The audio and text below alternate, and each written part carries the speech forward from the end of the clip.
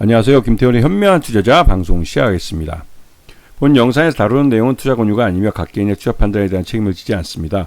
별도 SNS 채널 가입을 유도하거나 투자 권유 및 유료 리딩 서비스를 홍보하는 불법 사칭 계정에 유의하시기 바랍니다. 자, 오늘은 SM에 대해서 말씀을 드리겠는데요.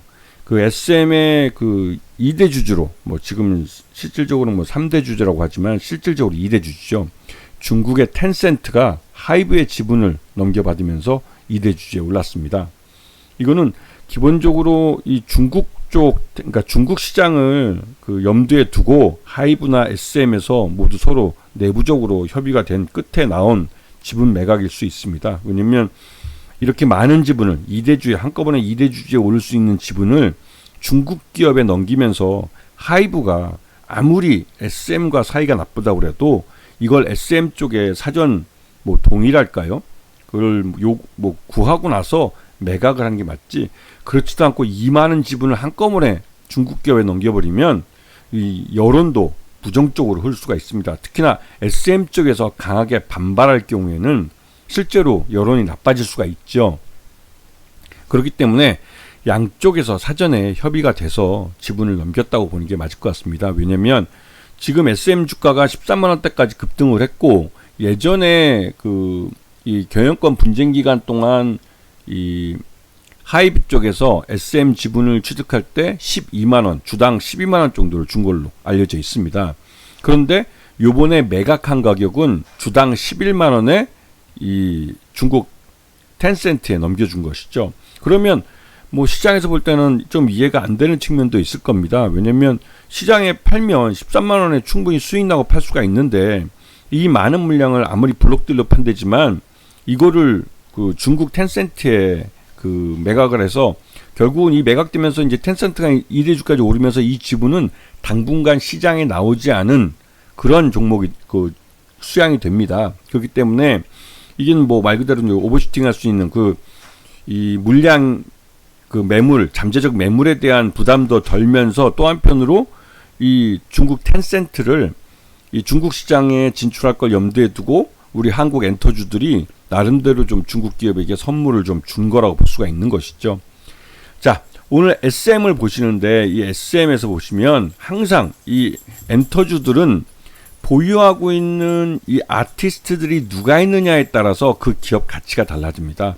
그 아티스트들이 지금 시장에서 잘 나가고 있는 그런 아티스트라면 물론 충분히 수익을 내는 아티스트이기 때문에 이게 이제 말 그대로 이제 뭐랄까요, 황금알을 낳는 거위 같은 그런 역할들을 해주는 그런 아티스트를 많이 갖고 있어야만 그 기업의 가치가 올라가는 것이죠. 그래서 항상 이 공식 사업 보고서나 분기 보고서에도 항상 이 보유 아티스트들에 대해서 소개를 하는 그런 글이 있습니다. 이 부분을 분명히 체크하시고 여기 보시면 2025년 3월 즉 1분기 말 기준으로 했을 때 현재 매니지먼트나 에이전트 계약이 되어 있는 아티스트라고 나오는데요. 이들 중에 강타나 보아 같은 경우는 또 그리고 윤호윤호나 최강창민 이런 쪽은 이런 분들 옛날부터 1세대라고 할 수 있는 이쪽은 솔직히 SM에 도움 안 됩니다. 왜냐면 이분들 활동하는데 들어가는 비용이나 이런 부분을 매니지먼트라는 이름으로 회사가 비용을 다 지불하는데 그거보다도 수익 배분에서도 훨씬 더 회사에게 불리하게 되기 때문에 그렇죠. 특히 슈퍼주니어나 소녀시대처럼 개별 계약을 맺는 이런 쪽에서는 더더욱 이 아티스트들 같은 경우는 도움이 안 됩니다. 하지만 이 레드벨벳이나 이 에스파 이런 쪽 하츠투하츠 같이 특히 하츠투하츠는 요번에 새로 계약을 맺고 처음으로 데뷔를 한 친구들이라 이 친구들이 가장 수익성은 좋죠. 왜냐하면 모든 수익을 거의 대부분 회사가 가져가기 때문에 그렇습니다. 물론 거기에 대한 초기 이제 데뷔 비용이나 이 마케팅 비용이나 이런 부분은 회사가 다 책임지는 것이죠. 그래서 그렇게 잘 키워놓으면 충분히 나중에 이제 1, 2년 만에 자기 밥값을 하기 때문에 투자를 하는 거겠죠. 그리고 웨이브이 같은 경우는 이게 중국 연예인들인데 중국 쪽에서 활동을 하고 있고 실제로 우리가 중국에 진출할 때 우리들의 말 그대로 전위부대가 돼줄 수 있는 친구들입니다. 그리고 NCT 같은 경우도 여기도 이제 보시면 중국 아티스트들이 많이 들어와 있는 걸 알 수가 있죠. 나름대로 이 SM은 중국 시장을 염두에 두고 아티스트를 키워온 겁니다. 그래서 이 아티스트들이 누가 있는지 확인해 보시고 그 다음으로 중요한 건 재계약입니다. 이 계약을 할 수 있는지 그리고 솔직히 엑소까지는 이 레드벨벳까지는 재계약이 된 이쪽이기 때문에 이 위에 레드벨벳 위에 쪽으로는 SM의 별다른 이익이 되지 않습니다. 하지만 이 1차 계약을 한 쪽, 이쪽은 충분히 회사에 돈을 벌어다 주고 있는, 물론 나름대로 이제 활동을 열심히 한다면, 그렇기 때문에 이런 계약 기간이 남아 있는지 여부도 꼭 확인을 하셔야 됩니다. 그리고 재계약 여부도 확인하셔야 되죠. 재계약을 한 이 위쪽으로는 SM의 별다른 그렇게 직접적인 금전적으로 수익을 갖다 주지 않기 때문에 우리 주주들이 볼 때는 뭐 우리 회사가, 내가 투자한 회사가 보유하고 있는 아티스트로 외부에 자랑스럽게 얘기할 수 있는 정도지만 수익 면에서는 별로 그다지 큰 기여를 하지 않고 자기들 목 챙겨가고 있는, 자기 활동 열심히 하는 그런 아티스트구나라고 생각하시면 됩니다. 자, 그리고 지금 현재 활발하게 활동하고 있는 이 아티스트들의 이러한 그 미니 앨범이나 이런 그러니까 그 음원들을 발표하는 것도, 이건 굉장히 중요하죠. 이것도 다 수익입니다. 그리고 이들이 뭐 콘서트 수입이 가장 크죠. 왜냐면 이게 월드 투어를 해서 해외 나가서 이 공연을 해서 공연 수익을 가져오는 게 회사에는 아주 큰 도움이 됩니다. 그렇기 때문에 누가 가서 이런 그 공연을 하고 있는지 이런 부분을 잘 보셔야 하는 것이죠. 그래서 1분기 실적을 보시게 되면 음원하고 음반이 29%의 매출 비중을 차지하고, 그다음에 매니지먼트 쪽, 우리가 이제 그 아티스트를 관리해 주는 것이죠. 이게 27%의 수익을 가져오고 있습니다. 그래서 그거 외에 콘텐츠 제작이나 이런 쪽에서 38%의 매출을 익히고 있고, 이게 전체 매출액의 94%를 차지하고 있습니다. 그 외에 소소한 것들은 뭐 생각할 거 없고요. 그리고 이제 연결 포괄손익계산서 1분기 걸 보시게 되면 매출 외용도 늘었고, 영업이익도 확실히 늘었고, 당기순이익은 급증을 했는데, 급증했던 이유가 관계기업 및 공동기업 투자이익, 이게 DOU 같은 거죠. 그쪽에서 이제 수익이 많이 그 지분법 수혜를 받아서 이게 이제 수혜가 커진 것이죠. 그래서 이거는 이벤트성으로 늘어난 거기 때문에 이거를 직접적으로 이 매년 경상적으로 발생한다고 보기는 좀 어려운 측면이 있습니다. 그리고 그런 측면에서 SM은 지금 DOU 지분을 계속 늘리고 있고, 자, 그리고 지금 현재 카카오가 1대 주주고 카카오 엔터테인먼트가 2대 주주인데, 그리고 3대 주주로 요번에 텐센트가 들어오게 된 것이죠. 하이브의 지분을 넘겨받으면서. 그래서 예전에는 5% 이상 지분에 하이브가 이름을 올렸습니다. 근데 이 지분을 고스란히 텐센트에 넘겨준 것이죠. 네. 그리고 요번에 이 SM 같은 경우는 이 5세대 걸그룹인 하츠투하츠가 2월 24일 날 데뷔를 해서 2분기부터 본격적으로 활동을 합니다. 그래서 올해 이제 상반기 중에 아마도 이제 데뷔를 제대로 하고 하츠투하츠가 제대로 자리를 잡는지 이런 부분을 확인할 수가 있는데요. 그렇게 되면 하반기부터는 본격적으로 수익을 가져다 주는 그런 때가 될 겁니다. 그런데 지금 카리나가 또 논란을 일으켰죠. 여기 이제 조기 대선을 며칠 안 놔둔 상황에서 2자, 그리고 숫자도 이제 2자고 색깔도 빨간색, 이게 이제 우리들 일반적인 상식을 갖고 있는 사람은 이게 뭐 오버한다라고 생각할 수도 있겠지만, 누구나 조기 대선 앞두고 숫자 2라는 거, 그다음에 빨간색이라는 것을 읽고 일부러 사진을 찍어서 올린 건 누가 봐도 카리나의 정치적 성향을 드러낸 거라고 볼 수가 있고, 이렇게 되면 솔직히 이거는 카리나 개인의 어떤 뭐 특정 아티스트의 뭐 자기 개인적 정치적 소견을 뭐 표현한 건데 뭐가 문제되냐라고 할 수도 있겠지만, 투자하는 주주 입장에선, SM의 주주 입장에선 이거는 SM이 제대로 아티스트 관리를 못하는 것이고, 또 한편으로 카리나 자체도, 아티스트도 회사에 또 주주들에게 민폐를 끼친 겁니다.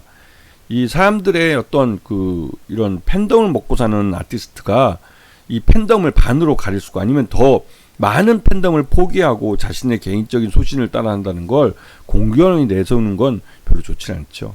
네. 그래서 뭐 저는 개인적으로는 뭐 특정 뭐 연예인이나 이런 분들이 자기네 정치적 소견을 드러내는 거에 대해서 별달리 나쁘게 생각하지 않습니다. 오히려 어떤 면에서 좋게 생각하기도 하죠.